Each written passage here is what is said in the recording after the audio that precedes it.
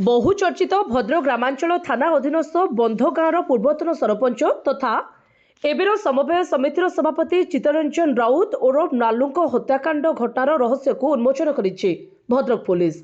नालूंक हत्या एक सुपरिकल्पित एवं सुपारी दिया हत्या कराଯାଇଛି बोली भद्रक जिला पुलिस कार्यालय में आयोजित एक सांबादिक सम्मेलन में खुलासा करिसेंति पूर्वांचल डीआईजी डॉक्टर सत्यजित नायक। तेबे हत्याकांड संपूर्ण व्यावसायिक शत्रुतारू होईछि एवं एथिरे कौनसी राजनैतिक शत्रुता नाही बोली से स्पष्ट करिसेंति। तेबे नालूंको हत्या करिबा पई बंधगाँ अंचलर बादल कुमार सामल, सरोज कुमार साहू एवं प्रसाद राउतों को 2.5 लाख टंकार सुपारी देइथिले ए गाँर व्यवसायी विद्युत कुमार साहू ओरफ धुमा। तेबे धुमा रड एवं सिमेंट दुकान करने सहित धान व्यवसाय मध्य करुथिले। तेबे मृतक नालू तांको व्यवसाय रे बाधा सृष्टि करने सहित आर्थिक क्षेत्र में तांको क्षति पहुंचाई तांको हत्या करबा पई सुपारी देइथिले धुमा।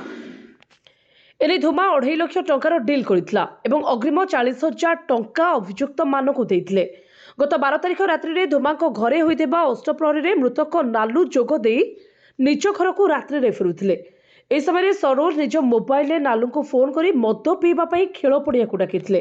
आ नालू सेठारे अटकी बादल, सरोज एवं प्रसाद को सहित मदपान करबा परे घर को फेरुथिले। आ ठीक एही समय पछरु सरोज आसी एक कटोरी रे तांको पछपटो आक्रमण करितला। फल से रक्ताक्त हो तले पड़ा पर 3 जण मिसे जीवनरू मारी रास्ता पाख बिल को फोपाड़ी देथिले एवं तांको बाइक एवं मोबाइल को भांगी अन्यत्र स्थान में फोपाड़ी दे अभिनव उपाय गाँव में रही समस्त आखिरे धूली दे नालूंक मृत्यु पर समवेदना जनाउथिले। तेबे मृतकों शव व्यवच्छेद रिपोर्ट को आधार कर भद्रक एसपी निर्देश में 3टी टीम गठन कर पुलिस अभियुक्त मानक हत्यार 7 दिन पर गिरफ कर सक्षम होइथिबा कुहाଯାଉଛି। तेबे अभियुक्त मानक नहीं गतकाली घटनास्थल में सीन रिक्रिएशन कराई हत्याकांडर प्रकृत कारण जानिबारे पूर्ण सफलता हासिल करिथिबा पुलिस कहिछि। तेबे भद्रकରୁ संजय दास की रिपोर्ट जे न्यूज।